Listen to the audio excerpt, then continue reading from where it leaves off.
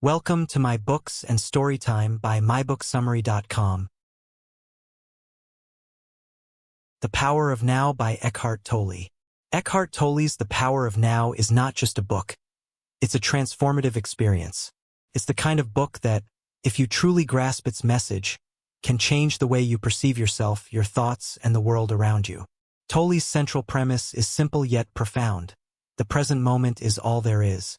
Everything else, your past regrets, your future anxieties, is a creation of your mind. The key to happiness, peace, and enlightenment is learning to exist fully in the present. But let's be real. How many of us can actually stop thinking about our past mistakes or the hundreds of what-ifs about the future? Tolle knows this, which is why The Power of Now is structured as both a philosophical guide and a practical manual for taming the mind and stepping into a state of pure presence. So, let's dive into the essence of this book, breaking it down into its key ideas and practical insights. Chapter 1. You are not your mind. This is where Tolle starts shaking up everything you believe about yourself. Most of us go through life believing that our thoughts define us. We are what we think, right? Wrong, says Tolle. The constant chatter in our heads, the never-ending analysis of situations, and the rehearsed conversations in our minds. All of it is just noise. It's not you. The real you is the awareness behind those thoughts, the silent observer that watches them come and go. The biggest problem, he explains, is that we are addicted to our minds. We identify with our thoughts so strongly that we become trapped in an endless cycle of worry, regret, and anticipation. The solution: learn to step outside your thoughts. Observe them without judgment. Recognize that you are separate from them. This is the first step toward finding inner peace. Tolle suggests a simple exercise. Spend a few minutes every day simply watching your thoughts, like clouds drifting in the sky. Don't get caught up in them, just observe.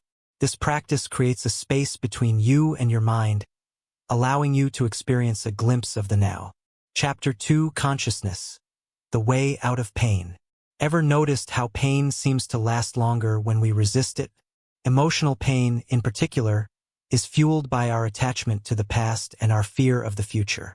Tolle explains that suffering is not caused by the situation itself but by our reaction to it. The ego, the false self we create through our thoughts, loves to hold on to pain, feeds off grievances, grudges, and the need to be right. This is why we often replay painful memories or get stuck in cycles of self-pity. But here's the radical idea. Suffering ends when we fully accept the present moment. The second you stop resisting what is, you free yourself from the grip of pain. Tolle introduces the concept of the pain body, a collection of old emotional wounds and traumas that live within us. It thrives on negative emotions and often gets triggered in familiar situations. The trick to overcoming it? Awareness. The moment you recognize that your pain body is being activated, you take away its power. Chapter 3. Moving deeply into the now. Living in the now sounds great in theory, but how do we actually do it? Tolle provides practical ways to bring presence into everyday life. One technique is to fully immerse yourself in whatever you're doing. Whether you're washing dishes, walking, or listening to someone talk, be completely there. Instead of letting your mind drift to the next task or worry, focus entirely on the present action. Feel the sensations, notice the details, and engage with full awareness. Another approach is using the body as an anchor. By tuning into the physical sensations of your body, the feeling of your breath, the warmth in your hands, the tension in your shoulders, you bring yourself back to the now. This is why mindfulness and meditation are so powerful.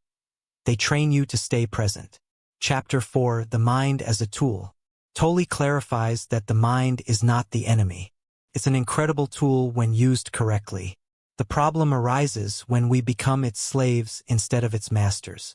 Instead of letting thoughts run wild, we should use the mind when needed and then put it aside. Imagine if you had a tool, like a hammer, that you carried around all the time, never putting it down. It would become burdensome. That's exactly what happens when we don't control our minds. One way to free yourself is to become the observer of your mind. Instead of getting lost in thoughts, step back and watch them. This distance allows you to see them for what they are, just fleeting mental constructs, not absolute truth. Chapter 5: The Power of Acceptance. One of the most transformative messages in The Power of Now is the idea that suffering ends the moment we fully accept the present moment. This doesn't mean becoming passive or tolerating injustice. It means acknowledging reality as it is, rather than wishing it were different. When you fight against what is, you create resistance, and resistance creates suffering. Tolle's advice? Practice radical acceptance. The next time you feel frustrated, pause.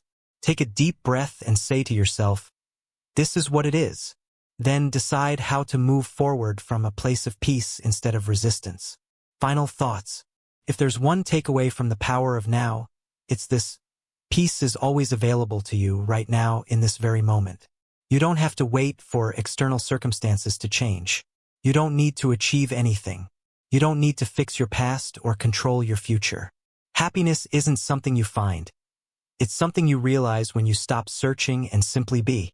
The more you practice presence, the more you detach from the mind's illusions, and the more you discover a deep, unshakable peace within yourself. Final recommendations.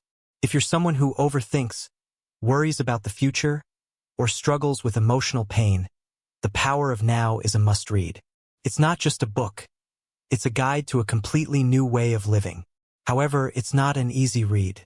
Some parts can feel repetitive, and Tolle's writing style is very philosophical.